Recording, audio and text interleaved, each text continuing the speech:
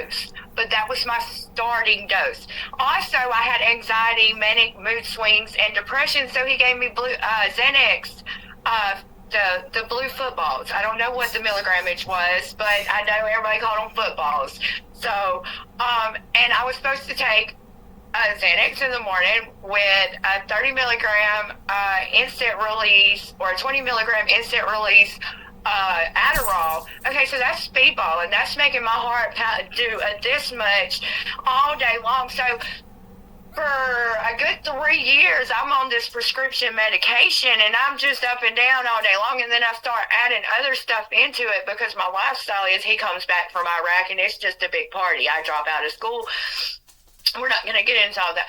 But when I lost my medication, I was like, what am I supposed to do? Mm-hmm. What am I supposed to do? And then someone's like, oh, well, this is the same thing as what they was giving you in that pill. It's just not government regulated. And that's where, like, it truly started going, you know, and you're like, oh, I'll start with so little because I was on a prescription medication. And I did my own little research. It was pretty much, so, and that's where it started. And I thought for so long I was self-medicating because I couldn't no longer afford the medication from the doctor, but it was controlled and I could do without it until I tried to do without it. Right. And that's, like, I remember that I was already, you know, in the early stages of being clean when Spice came out. So I never tried that, but I tried lots worse things, you know, like that weren't, you know, sold in stores. Yeah. But like for me now, when I look back at everything, because I don't know about you, but I have people that ask me like, well, what would you change if you could go back? What do you think you would change and do different? I don't think I would change anything because absolutely not. I, unlike you, was not married when I had my son, and I don't think I would have the wonderful boy that I have now if I hadn't been putting myself out there, because I had it planted in my head that you don't have premarital, you know, relations. You just don't. Yeah. And so, but when I'm in my partying days, like, that goes out the window. Like, it's like, wow, okay. And if I hadn't been out there going to bars and doing all that stuff, not trying to glorify those things, but if I hadn't been doing that, I would not have met my son's father. I would not have put myself, like, had myself in a situation where I was intimate with him. And so, no, I can't think of anything I would change, because what's in my life right now, my son, the awareness I have today about what life really is, like, I have, when I hear people all the time say, you know, recovering addicts need to hit rock bottom before they can recover. That's true, but it's different for every one of us. Everybody's rock bottom is different. It's completely different. Like, you know, I have people tell me one person's recovery is never the same as another person's recovery. What works for me is not going to work for you. If it does, you're going to have to put your own tweaks to it. So I cannot stand someone especially someone fresh in sobriety, to try and preach at them and be like, this is how you got to do it. Da, da, da, da. No, that is not how you do it. And you find the way you get sober, with or without help, is you figure out what works for you and yourself. Myself, I had to isolate for 2 years with my child. I changed my phone number. I stayed off of Facebook. When I got back on, I deleted everybody, anything that had anything to do with that kind of lifestyle. I don't care how long I'd known them. If they were not clean and moving in the same direction I was in, I could not have contact. I would not even leave my house without the father of my kids or my sister. Like, I just did not go nowhere because I knew me. Anywhere was a temptation. That's and right. I had to do that and get my mind right. Well, I mean, for me, a lot of it was that, like, people were all like, you should go to a rehab, because there was a great free rehab right in the same city. And I'm like, I said I would excel at rehab. And they're like, then do it. And I said, no, you don't understand. I would be the top pupil in rehab. I would get all the certificates. I would do all the things. I would sound wonderful. I would memorize the jargon. I would graduate with honors from rehab. Yep. I would walk out them doors, and I would have been scheming and planning how I would find my next fix as soon as I got out. Not because I wanted to be a liar, but because I know how to make a system work for me. Yeah. And at that point, it was like, if people want me in rehab, if I went to rehab, it would be for them, not for me. Not for you. Okay, so touching on that, I was court ordered to rehab my first time. Okay? Oh, a nudge from the judge. Free ticket out of jail. Free ticket out of jail. Y'all are going to make me sit here until when, or I can go to rehab, and then I can voluntarily walk out, and then y'all just come look for me? Like, okay, when are they coming to pick me up? Like, I got things to do. So I went to rehab, but then by the time I got picked up and I talked to some people, I was like, I'm really going to give it a shot. I want my kids back in my life. So I went to rehab, but on the way to rehab, we stop and I go in my wallet to get me a soda. And what the people at the police station missed in my wallet. Mm-hmm. Okay, so I go to the rehab and I take my drug test. Then I go to I ended up with a private room. Okay, and this is not to brag, I ended up sneaking a guy in and having him stay the night with me, and we got high in the rehab. So the next day, I packed up and walked out in a thunderstorm. And that's... If I can do that in rehab, then why am I there? Right, and that's the thing, like... I mean, I laughed when you said that because I've had people refer to that as a nudge from the judge, like the people that go to meetings, yeah. I told the judge straight up, it's not going to work. I don't see that I have a problem. I was like, you can send me there if that's what you're going to do, but it's not going to work until I say I need rehab. And so, like, we went to rehab. 6 days later, we walked out. We ended up being like a rotating door in and out of jail because we wouldn't go take piss tests or go to meetings for almost 3 years. Had I realized I could have just pled non-contest, because I was trying to fight it to the grand jury, because I had a voice recording of the woman who actually put the stuff under my seat, saying it to the father of my kids in my living room. But because she would not herself go down there and claim it, I still had to take the charge. Well, funny how that works, right? It is, but see, I look at it like at the time I resented all the people that didn't see me when I did get sober too. Like, I was like, I'm clean now. Embrace me. Oh, yeah. Accept me. And I'm like, now I'm like, 15 years, 16 years in February of being clean. And I'm like, if my parents hand me their credit card to go grocery shopping for them, or they write me a check for something, that means they trust me, because they could not trust me with their money. No, ma'am. Yeah, exactly. Not, so for me, that to me means that is the level of trust that they're comfortable with. Yeah. And that's the level of trust I deserve, that I've earned.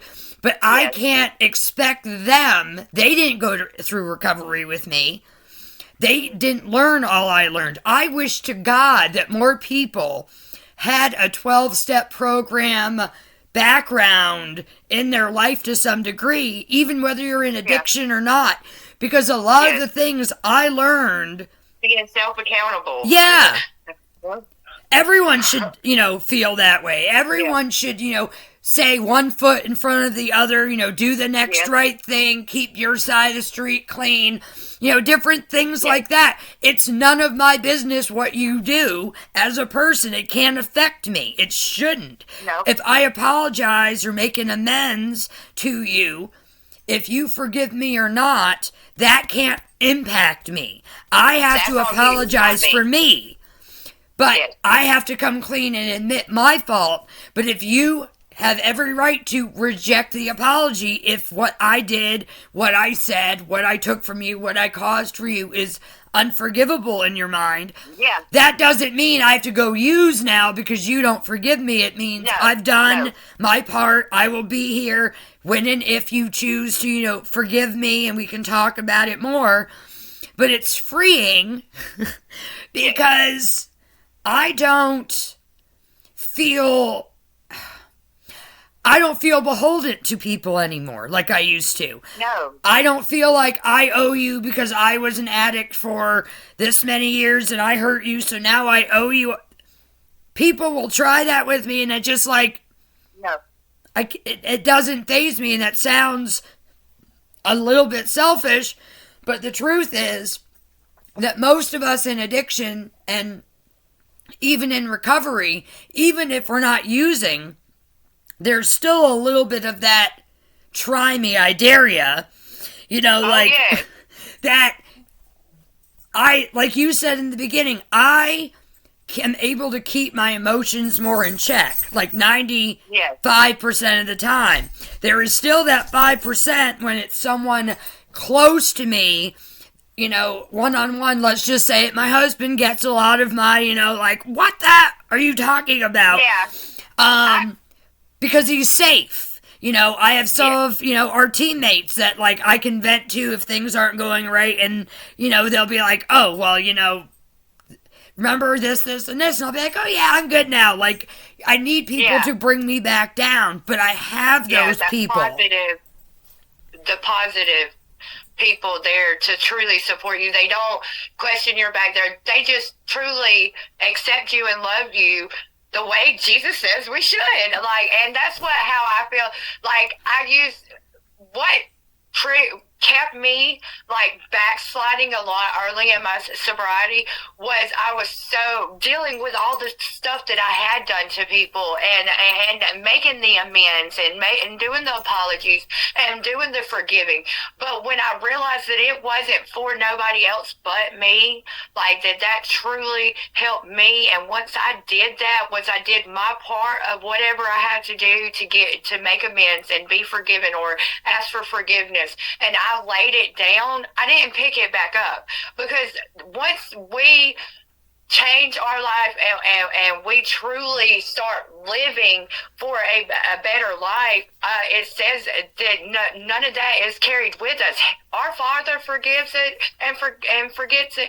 So why should we continue to carry that shame and guilt with us? I'm not going to. No. I will apologize for whatever I done. I'm woman enough to say I was wrong, and I'm so sorry for the person I was, but that is not the person I am, and you're not going to make me feel any less today.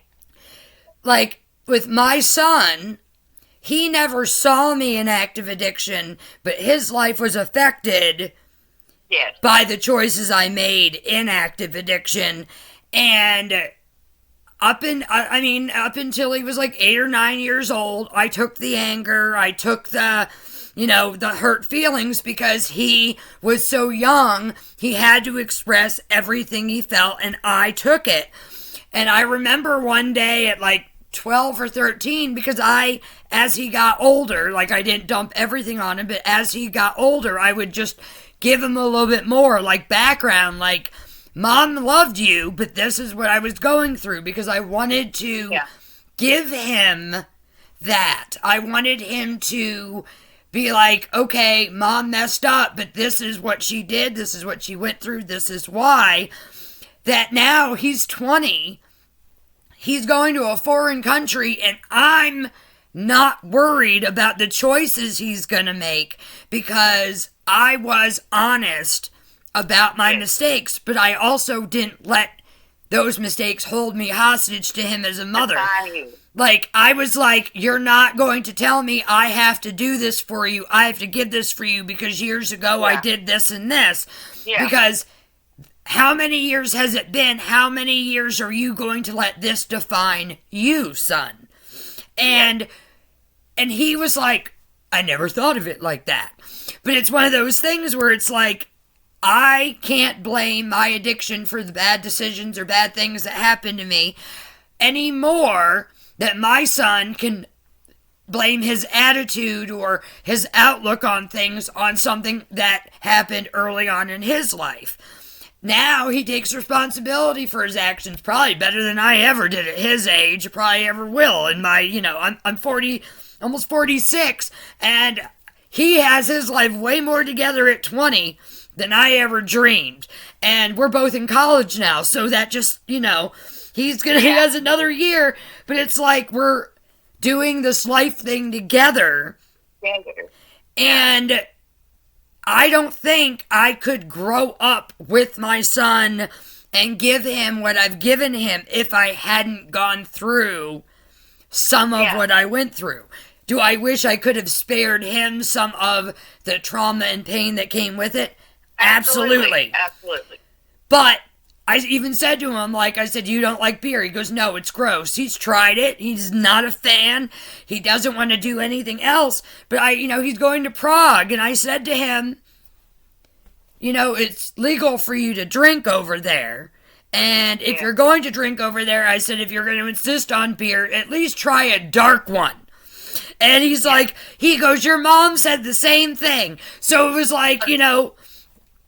to me, it's like he knows what the risks are. He knows how to be safe.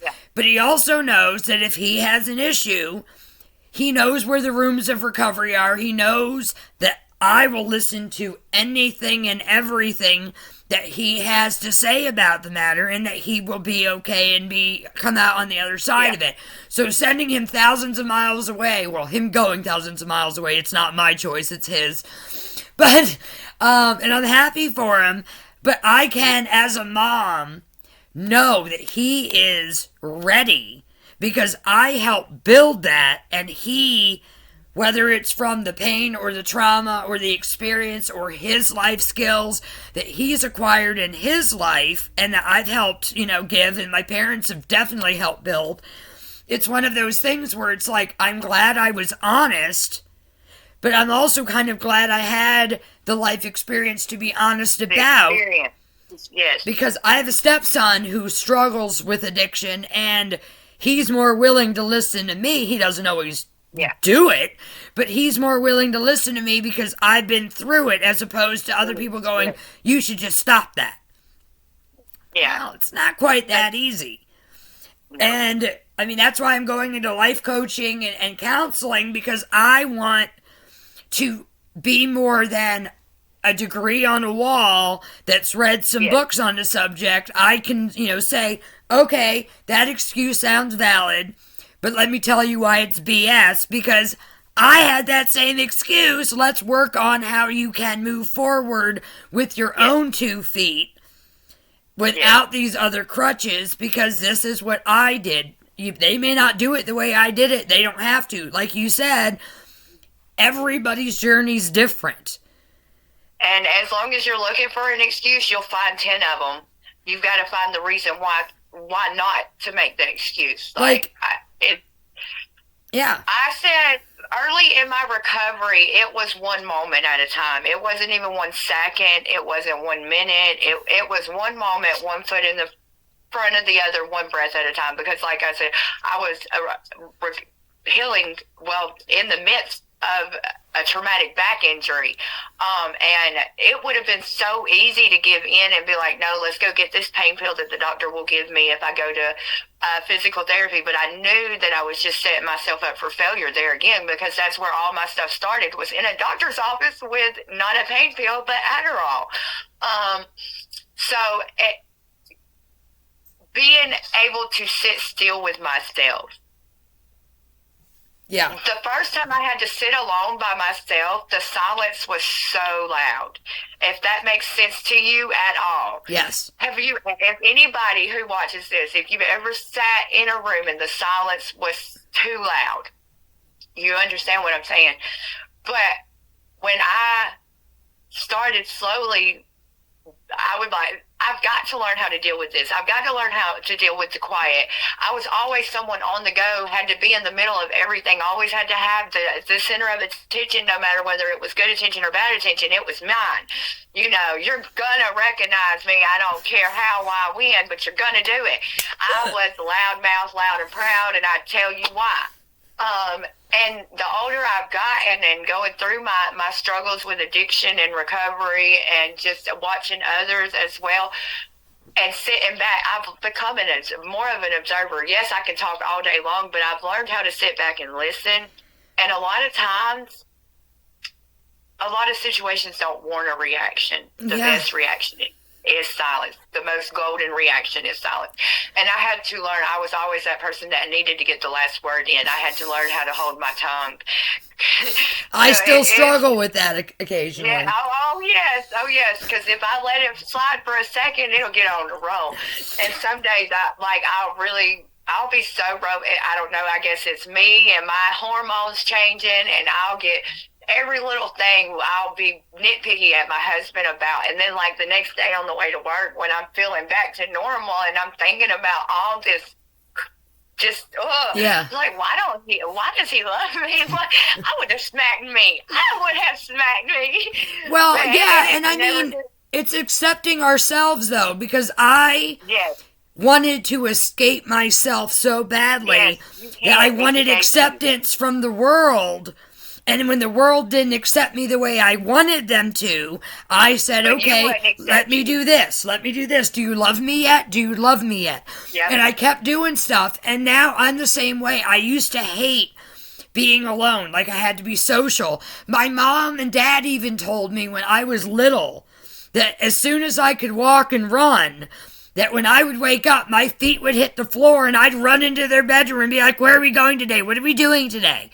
And I'd be so, like, in a hurry to just move and be busy and engage. And now it's like, I don't have anywhere to go today? Oh, good. I can just sit here. Yes, like, I love those days. It's different. Because you're right. It's a calm of knowing that I don't have to react.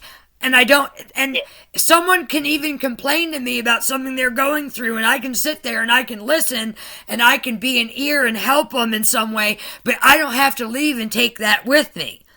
Exactly, yes. And it's like, oh, you're allowed to do that. I always thought I had to, like, fix everybody's stuff, and then that gets heavy up here. Yeah. And it also creates that amazing, what do they call it, that amazing chip on your shoulders that makes you act like, well, if people really knew all I did for them, they would be nicer to me. They know some of them just don't care. And that's another thing that I know, and I'm not judging anyone for it because in the same position, I don't know how I'd react.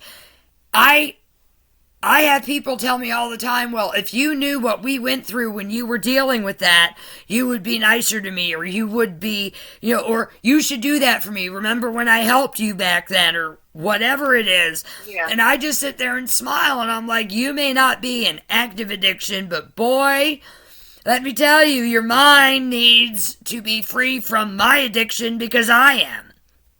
And people hate hearing that our addiction doesn't bother us because there's some people who have active addicts in their life. They're like, how can you not be sorry for what you did? I am, but I can't fix that. I'm very sorry, but I've made amends and I've moved on. I can't go back and fix it. I can't change the past. I don't have a time machine. I'm not God, but I can, show you who I am now, and you can pray to God or whoever, your God is that you pray to, your higher power if you're in recovery, and that's, a doorknob if you're just getting started, whatever it might be. Whoever you pray to, pray for acceptance of dealing with my past. Because my past, it ran circles around me, and it did run circles around a lot of people and run over a lot of people that I care about. It sure did. But I haven't been that person in 15 years. Yep. I mean, yes, it's been a slow process, but I stopped being that person the day that I made that decision. That I was like, I'm done. God takes this away from me. I can't keep going back to it. Yeah. I can't keep hurting these people, but and you'll understand this, like, I love my son. I would have done anything and everything to get him back the minute he was taken from me, but I couldn't get clean for him. I had to get clean for me so I was able to be a good parent for him, but I couldn't say, I'm getting clean so I can have my son back, because even clean, this was a freaking mess. Yes. Yes, and My children were never taken from me, but I knew I wasn't what was best for them. And to be able to sit back and tell someone that yes, I walked away from my kids because had I carried them with me, they might not be here. Right. I might not have had a chance to get them back. So yeah, I carried them to their daddies and I dropped them off. I was tired of carrying everything on my own. I didn't know who I was, where I was going, what I was doing, but I was just done. Like at that point, I was suicidal. I was dealing with mental issues. I had lost my mom. And I just knew my kid. I was not what was best for my kids, but I loved them enough to admit that and put them where they were safe. Right. But okay, we should probably wrap yeah, up. we should probably But okay, so real quick, really great coping mechanisms that have helped me is self-love. Yes. Okay, when you're feeling down, do something that makes you feel good. That's why yourself. I do if these. If you don't know what that is, start trying things. Try nails. Try a hot bath with some scented music. Smell good. Candles, music. Find that happy place for you. And when you're feeling any kind of overwhelm or friction, go to your happy place. Yes. Make time for you, self-love, positive reinforcement, and boundaries. Oh, boundaries are huge. Do not let anybody pull you back because of something of your past. That is not who you are anymore. We're moving forward. I'm sorry you still feel that way. Okay? And find healthy products for you. This is where I'm going to throw pharmacy in. Okay, go for it. Let's go. Have made a huge difference for me. I no longer buy Red Bulls. I no longer. I just a lot of things that the clean products have done for me and my mentality. I don't struggle as much with my depression, my manic mood swings, my lack of motivation. I have plenty of energy. It's the motivation to get up and do it. Sometimes, but yeah. I have all of that because I have made the choice to research and find cleaner, healthier products that work for me. What works for me might not work for you, but you can figure it out if you truly want to get sober and stay sober. Exactly. And I'm here for anybody. Same. And you know what? That's the thing about recovery that is beautiful is if I go to any city, anywhere in the world, if I find someone in recovery, I know that I have someone to talk to that understands because we all get there at varying stages, but we all have a secret language almost. I don't have to, if I'm talking to someone else who's been through, even if we haven't been through the same things, I can say, well, I was in an active addiction for this many years.